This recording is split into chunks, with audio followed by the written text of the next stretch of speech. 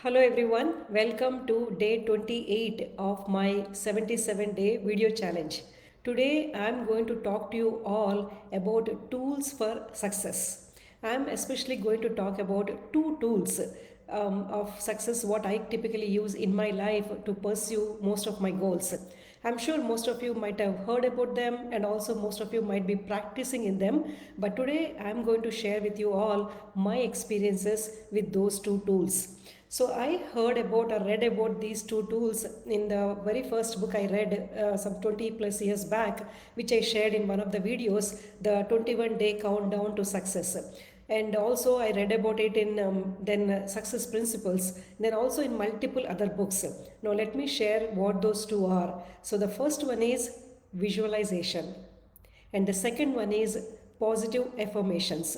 Now let me share more about those two tools.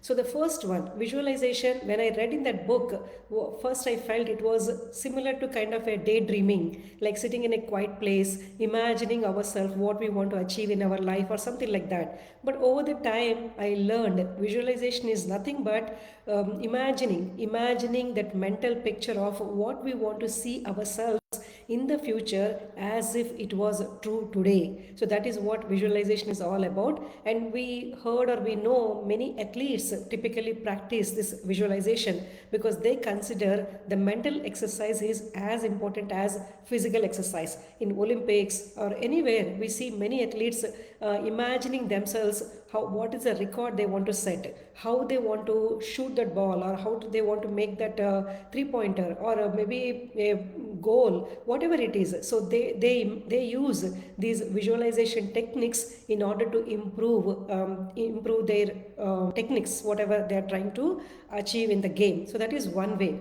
And also I learned the famous the organizations like Coursera, education institutes like Udemy, they all have courses on how to improve or how to use creative visualization in our day-to-day life to achieve success or to achieve our goals.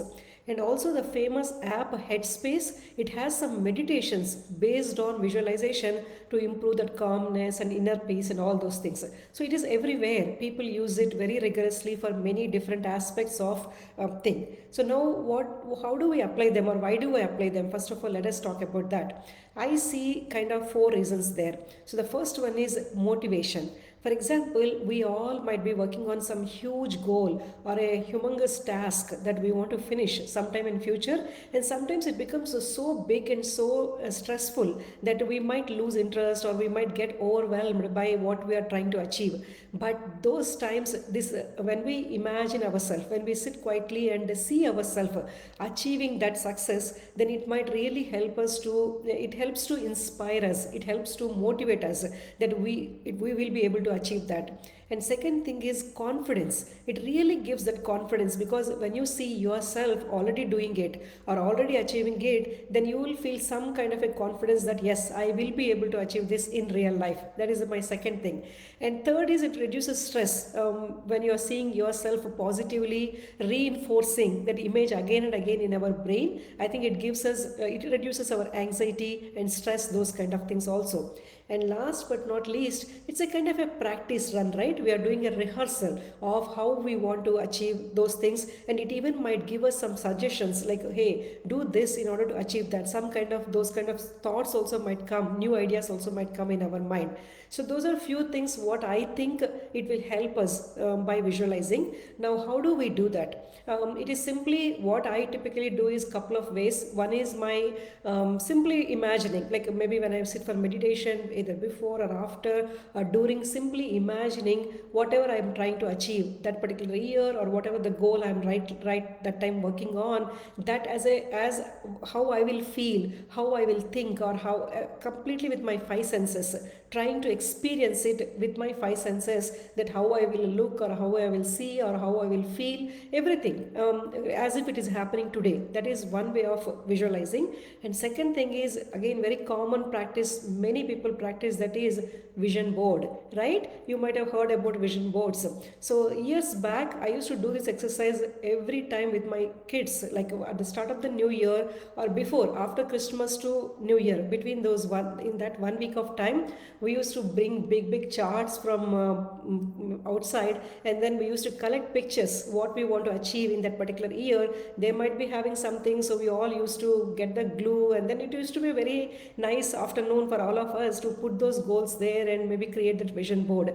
I do it quite often now with my students also, and I have been doing it for multiple years. And sometimes in my vision board there might be pictures for multi years, meaning one that goal I might not be achieving that time, like down the line, maybe 5 years later I want to achieve that. I kept that picture for all 5 years, and sometimes maybe 7 or 8 years also, but definitely it came through in my life. That is what is my experience with visualization. And I hope that you might have got some curiosity as well, or you might start some ideas might have helped you to start your own visualization practice. So that is my first one.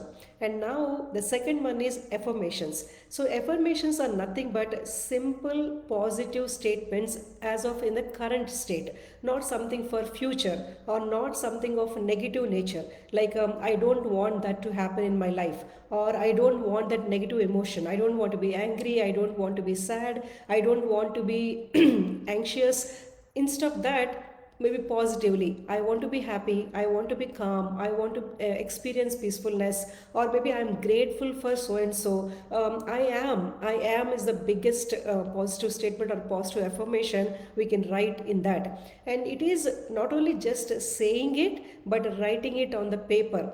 You have to believe me, years back, like the 20 years back, when I first read about or learned about affirmation, I used to have so many notebooks. Whenever I used to see a white paper or anything, or any time I get in between waiting or anything like that, I used to immediately write that affirmation, whatever I was working on in those days.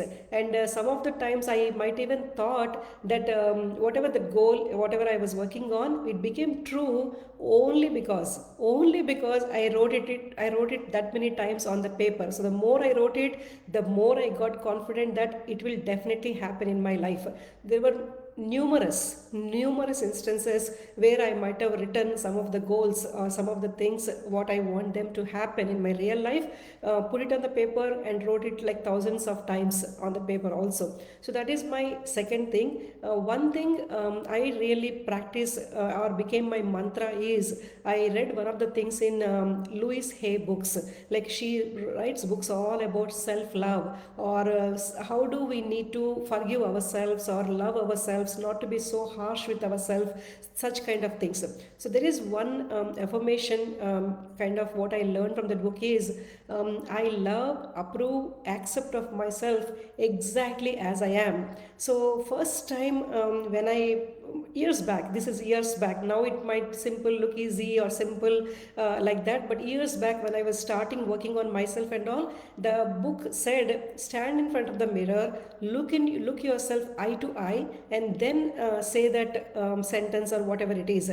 But you have to believe me, those days I couldn't even do it, like seeing in myself in the mirror eye to eye, and say these kind of positive affirmations to ourselves. It was very difficult.